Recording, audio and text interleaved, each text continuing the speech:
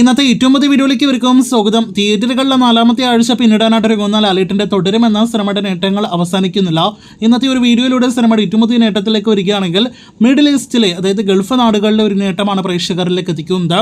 അത് പ്രകാരം ഗൾഫ് നാടുകളിലെ ഏറ്റവും ഉയർന്ന കളക്ഷൻ നേടിയെടുത്ത സൗത്ത് ഇന്ത്യൻ സിനിമകളിലെ 5 സിനിമകളിൽ ഒന്നായിട്ട് ഇപ്പോഴത്തെ ലാലേട്ടന്റെ തുടരുമെന്ന സിനിമ മറികടഞ്ഞിരിക്കുകയാണ്. ലാലേട്ടന്റെ 2 സിനിമകളാണ് 5-ൽ 2 സിനിമകളായിട്ടുള്ളത്.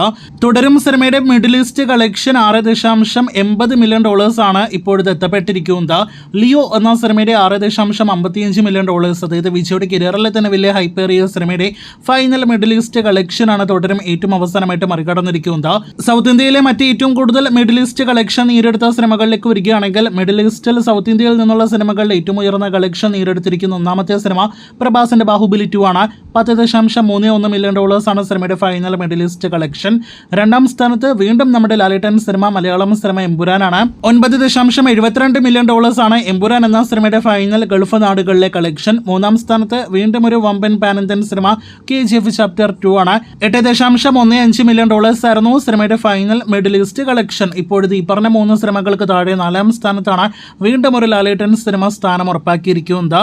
വീണ്ടും ലാലേട്ടൻ തരംഗമാണ് നാം ഗൾഫ് നാടുകളിൽ കാണുന്നത്. ഇനി തുടരുമെന്ന സിനിമയുടെ റെസ്റ്റ് ഓഫ് ഇന്ത്യ കളക്ഷനിലേക്ക് വരികയാണെങ്കിൽ സിനിമയുടെ 22 ദിവസത്തെ കർണാടക, തമിഴ്നാട്, നോർത്ത് ഇന്ത്യ, ആന്ധ്രാപ്രദേശ്, തെലങ്കാന അങ്ങനെ ഉള്ള റെസ്റ്റ് ഓഫ് ഇന്ത്യ കളക്ഷൻ പുറത്തു വന്നിരിക്കുന്നു. അത് പ്രകാരം പ്രതീക്ഷിച്ച പോലെ കേരളം കഴിഞ്ഞാൽ ഇന്ത്യയിൽ ഏറ്റവും കൂടുതൽ കളക്ഷൻ തുടരും നേടിയെടുത്തിരിക്കുന്നത് കർണാടകത്തിലാണ്. 7.25 കോടി സിനിമയുടെ കർണാടക കളക്ഷൻ. തമിഴ്നാട്ടിൽ 5.30 കോടി എന്ന മികച്ച കളക്ഷൻ നേടിയെടുത്ത സിനിമയ്ക്ക് നോർത്ത് ഇന്ത്യയിൽ 4.10 കോടി, ആന്ധ്രാപ്രദേശ്, തെലങ്കാന കളക്ഷനായിട്ട് 2.25 കോടി കളക്ഷൻ.